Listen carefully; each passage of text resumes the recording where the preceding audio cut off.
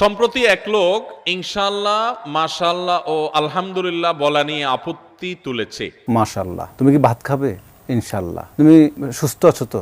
জাযাকাল্লাহ, আলহামদুলিল্লাহ। তার মানে কি? তুমি কি বুঝে? আমি তোমাকে জিজ্ঞেস করলাম তুমি কি ভালো আছো, তুমি বলছো আলহামদুলিল্লাহ, মানে কি? প্রশ্ন হলো, এগুলো কি বাংলায় বললে সমান সওয়াব হবে, নাকি আলহামদুলিল্লাহ, ইনশাআল্লাহ ইত্যাদি আরবিতেই বলতে হবে? দেখুন, এই বিষয়ে একটি ভিডিও সোশ্যাল মিডিয়াতে ছড়িয়ে পড়েছে, আপনারা অনেকে দেখেছেন।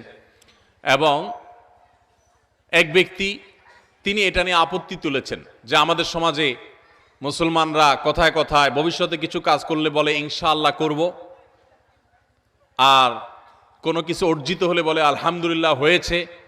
হ্যাঁ, কোনো কিছু দেখে আশ্চর্য হলে, খুশি হলে বলে মাশাআল্লাহ।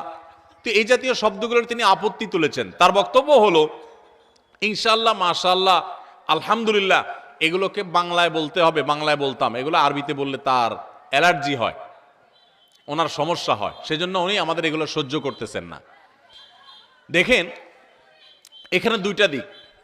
প্রথম কথা হলো যে এইগুলোকে বাংলায় বললে আর আরবিতে বললে কোনো পার্থক্য আছে কিনা, ওনার যুক্তি সঠিক কিনা। তো এর উত্তর হলো যে যেই সমস্ত দোয়া নবী সাল্লাল্লাহু আলাইহি সাল্লাম থেকে বর্ণিত হয়েছে, যে সমস্ত জিকির নবী সাল্লাল্লাহু আলাইহি সাল্লাম থেকে বর্ণিত হয়েছে, সুবহানাল্লাহ, আলহামদুলিল্লাহ, এগুলো সব হাদিসে বর্ণিত হয়েছে। সেইগুলো হাদিসে যেভাবে বর্ণিত হয়েছে কেউ যদি ওইভাবে বলতে পারে সেটা উত্তম, এ ব্যাপারে কোনো সন্দেহ নেই। এই জন্য সুবহানাল্লাহকে সুবহানাল্লাহ বলাই উত্তম, আল্লাহর পবিত্রতা জ্ঞাপন করছি এটা বললে সওয়াব হবে। কিন্তু নবী সাল্লাল্লাহু আলাইহি সাল্লামের ভাষায় কোট করে উদ্ধৃত করে বলতে পারলে সেটা অধিকতর উত্তম।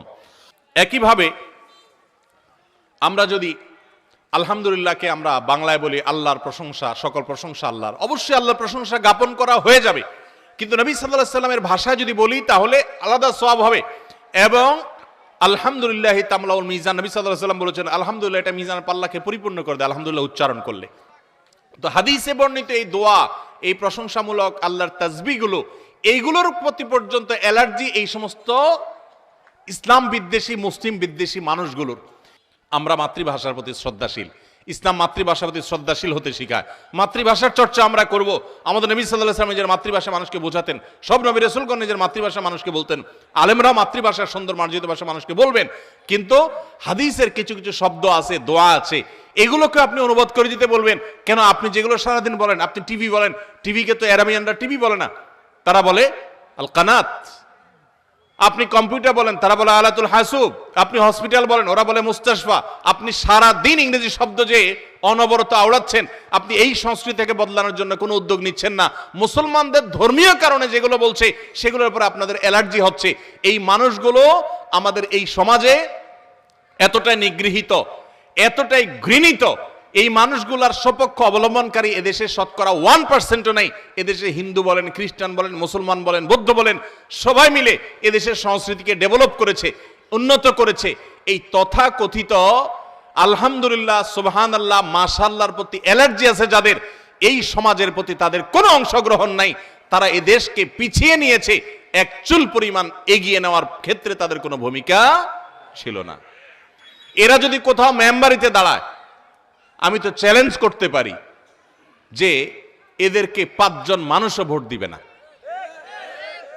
এদের সাথে এদেশের কোনো মানুষ নাই। চক্ষু লজ্জা যদি থাকতো তাহলে এদেশের সংখ্যাগরিষ্ঠ মানুষের চিন্তা, চেতনা, আদর্শ, বিশ্বাস, ঈমান বিরোধী কথা এরা বলতে পারতো না। সারাদিন মুখ দিয়ে ইংরেজি আওড়াচ্ছে, কোনো যুক্তি ছাড়া, কোনো গ্রাউন্ড ছাড়া। আমি মুসলমান, তো আমার ধর্মীয় কারণে সেটা করছি, আমার আল্লাহকে খুশি করার জন্য করছি, এটা আমার বিশ্বাসের জায়গা। তোমার তো বিশ্বাসের বিষয়ও নাই, তাহলে তুমি কেন করছো? অনবরত এরা কয়দিন পর পর, কিছুদিন আগে শুনেন না এক লোক সালাম নিয়ে তার অ্যালার্জি শুরু হয়ে গেছে, যে সালাম কেন দেয়, সালাম কেন সুন্দর করে শুদ্ধ করে দেয়, এটা নিয়ে তাদের অ্যালার্জি হয়েছে। আল্লাহ তাআলা এদেরকে হেদায়েত দান করুন, আমরা দোয়া করি। আর এদের এগুলোর প্রতিবাদে আজকে আমি আপনাদেরকে বলতে চাই, ইনশাআল্লাহ, মাশাআল্লাহ, সুবহানাল্লাহ, আলহামদুলিল্লাহ, জাযাকাল্লাহ খায়ের, এই কয়েকটা শব্দ আজকে শিখে যাবেন, সারা জীবন এগুলো করবেন এবং এগুলো করতে কোনো হীনমন্যতা ভোগ করবেন না। আমি এগুলো কোনটা কোথায় পড়বেন সেটা আপনাদেরকে বলে দিচ্ছি। ভবিষ্যতে যত কাজ করবেন, একটা দোস্তকে বলতেছেন দোস্ত আমি আসতেছি, অথবা এই কাজটা আমি করব, ভবিষ্যতে যাই করবেন সবগুলোতে বলবেন ইনশাআল্লাহ, মানে আল্লাহ যদি চান তাহলে আমি করব। আসলে তো আল্লাহ না চাইলে কি আমি করতে পারবো? আমি করব, কিন্তু আল্লাহ চাইলে। এই জন্য ভবিষ্যতে যত কিছু করবেন সবগুলোতে সাথে বলবেন ইনশাআল্লাহ। মনে থাকবে তো? আমরা অনেকে জানি না কোথায় ইনশাআল্লাহ কোথায় মাশাআল্লাহ বলা লাগে। এই জন্য ছোট ছোট বাচ্চাদেরকেও শিখিয়ে দিবেন। এই মুসলিম বিদ্বেষী এই কুলাঙ্গারের প্রতিবাদের অংশ হিসেবে এখন থেকে এই শব্দগুলো আমরা আরো বেশি বেশি করে চর্চা করব, বলবো। এই উসিলায় আজকে আমরা এগুলো ভালো করে শিখি এবং অন্যদেরকে শেখাবো। ভবিষ্যতে যত কাজ করব কি বলবো? ইনশাআল্লাহ। মনে থাকবে তো? আমরা এখন থেকে ভবিষ্যতে যত কথা বলবো সব কথার সাথে ইনশাআল্লাহ বলবো, ইনশাআল্লাহ। তাহলে মনে থাকবে ভবিষ্যতের জন্য কোনো কিছু বলতে হলে কি বলবো? আর আল্লাহর কোন নেয়ামত পাওয়ার পর, কোন সুসংবাদ পাওয়ার পর, কোন ভালো লাগা কাজ করার পর আল্লাহর প্রশংসা জ্ঞাপন করে বলবো আলহামদুলিল্লাহ। কেউ জিজ্ঞাসা করেছে খানা খেয়েছো? আলহামদুলিল্লাহ খেয়েছি। আজকে স্কুলে গিয়েছো? আলহামদুলিল্লাহ গিয়েছি। আল্লাহর কোন একটা নেয়ামত পেয়েছি, সেই কথা যখনই বলতে যাব আল্লাহর প্রশংসা জ্ঞাপন করে তারপরে বলবো, তাহলে ইনশাআল্লাহ নেয়ামতটা বাড়ায় দিবেন। তাহলে যেটা আমার অতীতে হয়ে গেছে আল্লাহ দান করেছেন, বা কিছু দেখে আমার ভালো লাগা কাজ করেছে, তাহলে আমি বলবো আলহামদুলিল্লাহ। ভবিষ্যতে কিছু করব তখন বলবো ইনশাআল্লাহ। আর কোনো কিছু দেখে আশ্চর্য হয়েছি, সাহস দিতে চাই, কাউকে উৎসাহ দিতে চাই, অনুপ্রেরণা দিতে চাই, তাহলে বলবো মাশাআল্লাহ। মাশাআল্লাহ মানে আল্লাহ যা চেয়েছেন তাই। একটা সুন্দর আপনার ক্ষেত দেখেছেন, মাশাআল্লাহ কত সুন্দর ক্ষেত। একজন সুন্দর রিসাইটিং দেখে শুনেছেন, মাশাআল্লাহ কত সুন্দর তেলাওয়াত। একজন সুন্দর রাইটিং দেখেছেন, কারোর সুন্দর হাতের লেখা দেখেছেন, মাশাআল্লাহ কি সুন্দর রাইটিং, হাতের লেখা। তাহলে কোনো কিছু দেখে যখন অভিভূত হবেন তখন বলবেন মাশাআল্লাহ। কোন নিয়ামত পেয়েছেন সেই সংবাদ দিবেন, বা অতীতে কিছু করেছেন সেটা বলেছেন, বলবেন আলহামদুলিল্লাহ যদি সেটা ভালো কাজ হয়। আর ভবিষ্যতে কিছু করবেন বলবেন ইনশাআল্লাহ। আর আশ্চর্য হয়ে কোনো কিছু দেখে যে আশ্চর্য হয়ে আল্লাহর পবিত্রতা জ্ঞাপন করতে চান, তাহলে বলবেন সুবহানাল্লাহ।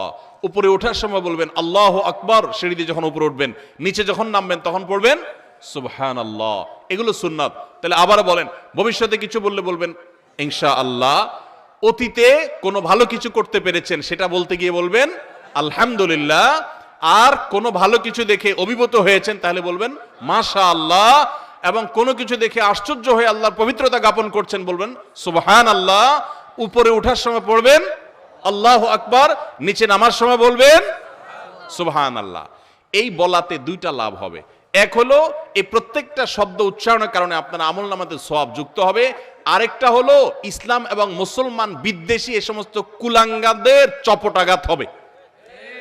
এই প্রত্যেকটা শব্দ উচ্চারণ করবেন, এদেরকে চপটাঘাতের কাজ হবে।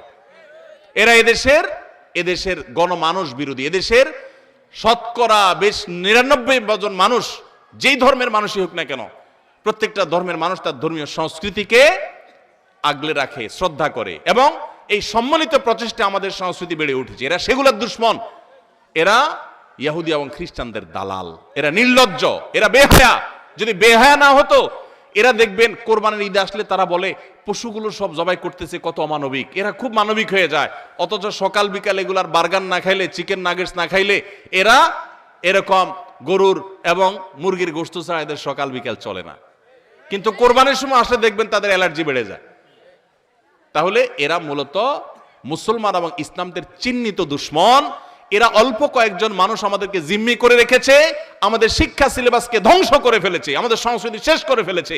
এই অল্প কয়েকজন গুটি কতক নাস্তিক, এদের গাত্রদাহ যেন, এদের গায়ে যেন আরো বেশি জ্বালা পড়ে। এই জন্য এখন থেকে উঠতে বসতে চলতে ফিরতে ইনশাআল্লাহ সুবহানাল্লাহ, আলহামদুলিল্লাহ, মাশাআল্লাহ, উপরে উঠতে আল্লাহু আকবার, নিচে নামতে সুবহানাল্লাহ।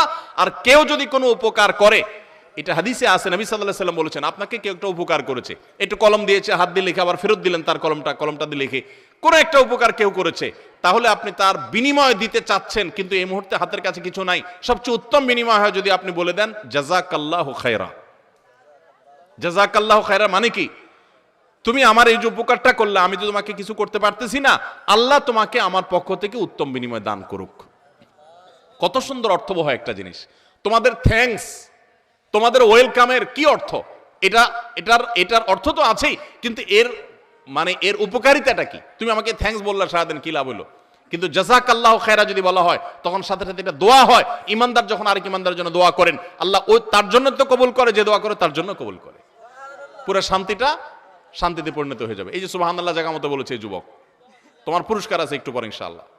জায়গা মতো যদি সুবহানাল্লাহ বলেছো, তাহলে এখন থেকে এগুলো আমরা মেনটেন মেনটেন করবো ইনশাআল্লাহ। নাই হুজুর বলছেন আপনি পুরস্কার পাবেন।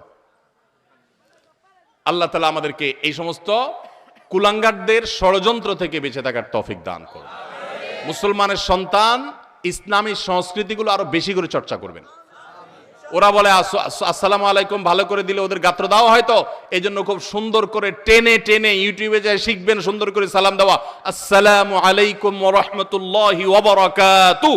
এটা পড়ার সময় নিয়ত করবেন আল্লাহ তুমি আমারে সওয়াব দিও, আর এই কুলাঙ্গারের গায়ে যেন আগুন জ্বলে যায়। ঠিক আছে না ইনশাআল্লাহ? আল্লাহ আমাদের সবাইকে তৌফিক দান করুন।